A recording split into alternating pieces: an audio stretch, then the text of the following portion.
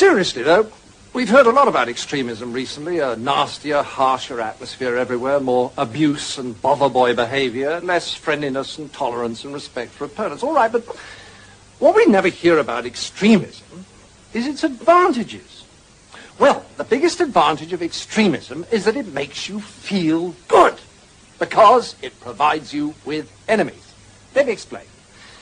The great thing about having enemies is that you can pretend that all the badness in the whole world is in your enemies, and all the goodness in the whole world is in you. Attractive, isn't it? So, if you have a lot of anger and resentment in you anyway, and you therefore enjoy abusing people, then you can pretend that you're only doing it because these enemies of yours are such very bad persons. And that if it wasn't for them, you'd actually be good-natured and courteous and rational all the time.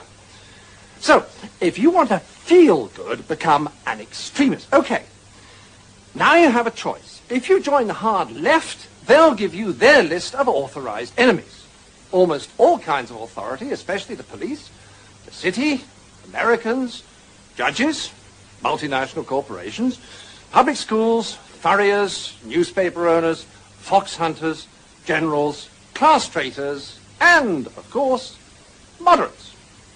Or, if you'd rather be an extremist on the hard right, no problem, fine, you still get a lovely list of enemies, only they're different ones. Noisy minority groups, unions, Russia, weirdos, demonstrators, welfare sponges, meddlesome clergy, peaceniks, the BBC, strikers, social workers, communists, and, of course, moderates.